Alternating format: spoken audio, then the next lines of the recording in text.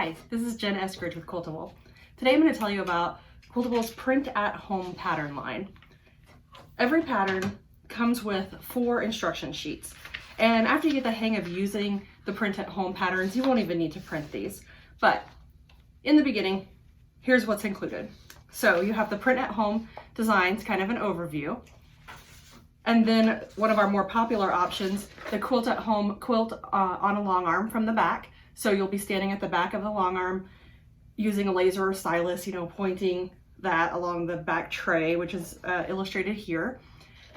And then you also have options for printing a design, a block or edge to edge, and sewing on a home sewing machine, stationary machine, or maybe a stand-up stationary machine. And honestly, you can stitch these designs from the front of a long arm also. You would mark the design on your quilt or sew through the paper. But today I'm going to show you how you can use the Print at Home design to make a stencil to mark your quilt. So you really have 2 options: to quilt through the paper or to make the stencil. And today I'm going to show you how to make the stencil. Print your block. The pages are numbered, in this case 1, 2, 3, 4, but if you print a large block, it could be, many pages. I would think that would be something more of like a whole cloth rather than a single block. This one is printed for a 12-inch design. It prints on 4 sheets. So I'm going to lay them out. The sheets are all numbered 1, 2, 3, 4. And you can see the lines match up here. The pages are designed to butt up against each other, so you don't want to overlap. You'll just want to leave them right up next to each other. Now, your instinct may tell you to tape at this point, and you would tape at this point if you're going to sew through the design. If, however, you're creating a stencil, we found it easier to work 1 page at a time. So we're going to take this page, we're going to take each of the pages to our sewing machine and stitch through the line, stitch through the paper right on the line to create puncture holes that our pounce chalk will go through.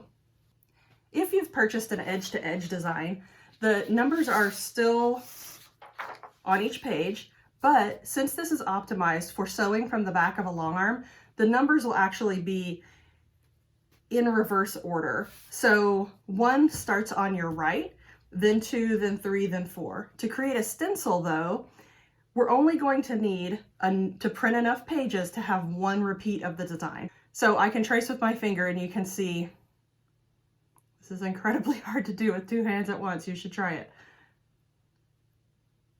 So I only need to go to here, which means I actually only need 1 page of paper to make sure that I can create 1 whole repeat for this particular triangle meander. And I'll show you how to do the stencil portion at the sewing machine. Now with the sewing machine, I'm going to add a slightly larger needle to my regular sewing setup, and I'm going to set a longer stitch length. The larger needles punch larger holes in the paper, which will give us more opportunity for the pounce pad to put the powder through onto our fabric. And I need to remove the thread. So slightly longer stitch length, bigger needle. Now I'm going to take just my 1 repeat of the edge to edge, and I'm going to stitch through to punch holes on all of the marked lines.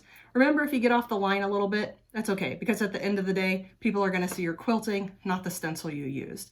And then another tip, if you're punching the holes through the design like this curved design, on each single page, make sure that when you go to curve around an area, you don't pull your paper like you would if it were fabric, because paper's going to tear unlike fabric. So definitely don't do that.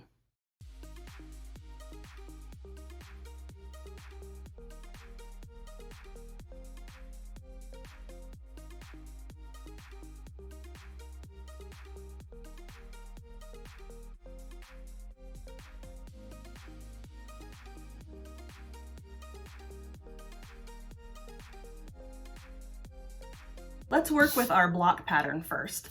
The pages are numbered 1, 2, 3, 4 for my picture, as I mentioned before. So all of the paper print at home patterns from Quiltable are set up so that the pages just butt up against each other. There's no overlapping.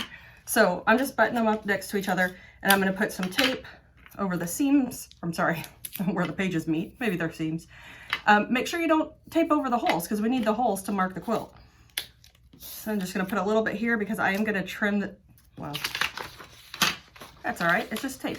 I can fix that. All right. I am gonna trim this down so that I don't have all this extra paper out around the perimeter here. So I'm gonna set this up here. I'm gonna put pages 3 and 4 right below it, get those taped in place.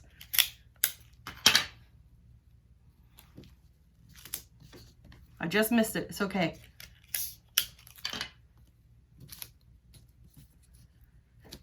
If you use washi tape, it is easier to remove and reapply if you have a little hiccup like that. But right now all I have is Scotch tape, so that's what we're using.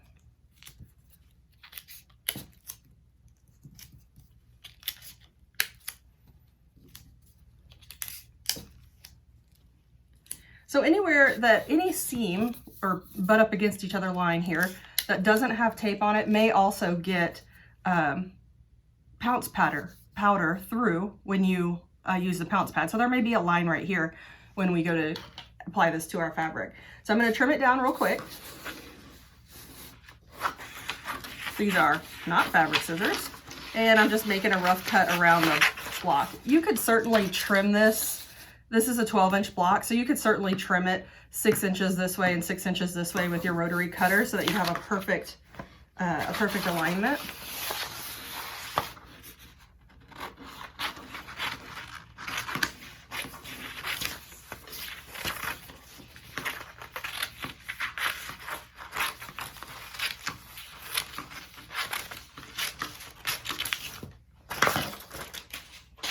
Okay, so now let's pretend that this piece of fabric here is my perfectly pressed and basted quilt. It has 3 layers, it has safety pins or stick pins, and I'm going to be transferring this design to the fabric. So the first thing I'm going to do is flip it over. So from here, you can feel the little bumps that the stencil created, right? Or that the needle punching through created. These little bumps will help kind of tickle the bottom of the pounce pad to get the chalk out. So this is my pounce pad right here. And we recommend iron off chalk because when you're handling this quilt on your sewing machine, you don't want to rub off the actual powder, and the iron off is pretty great because it doesn't rub off. All right, so now I'm just going to rub my pounce pad over the holes, letting it tickle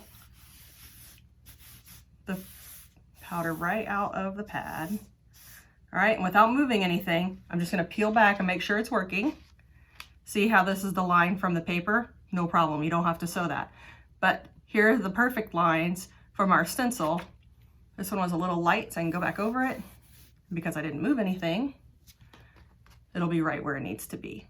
So that's how you apply the stencil to your quilt design, to your fabric, quilt top. And now I'll show you how to do it with an edge-to-edge design. So this is our edge-to-edge design. Ours happen to fit on one sheet of paper. One repeat fits on one page. If it fits on 2 pages, that's okay. Now is the time to tape them together, and you would have continued until you got to the next repeat. So in this case, the repeat starts right here and ends right here. So same with the quilt block that I just showed you. We're gonna flip it over and we're gonna rub this with the pounce pad. And make sure you get this start point right there because we're gonna use it in just a minute when we move our whole design into repeat. Okay, so again, don't move anything, just peel back and make sure you got all the dots. I definitely did not.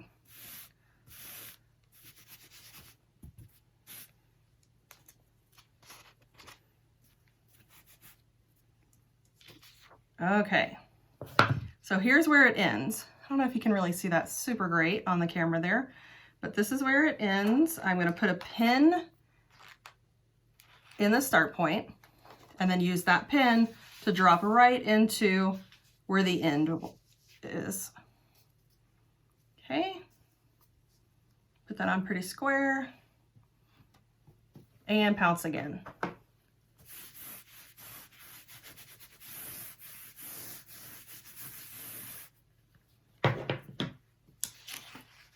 And that came out a lot better. I was pressing harder.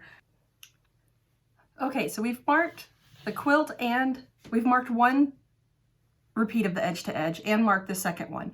Now we'll go all the way across the whole imaginary quilt, one row, but how do we repeat it in a nesting fashion? Every quiltable design has the previous row. Can you see that in blue there, in this light blue at the bottom? And it also has a previous row at the top edge. So this point right here represents this one right here on the previous row. So I'm going to put my needle in, I'm going to put a pin in any of the points on the previous row. So it's coming through right here. I'm going to put it in from the back now. And I'm now going to make sure you can see this. All right, so I'm going to put my pin in the previous point, and then also I'll put it in the point that it corresponds to. Right here. And when this is perpendicular, and if the quilt continues this way, then I would be ready to pounce this nesting row on the quilt, and I'll pounce it just this little part here. So you can see it just tucks right in there just the way we planned it to. Just the way it's planned to here.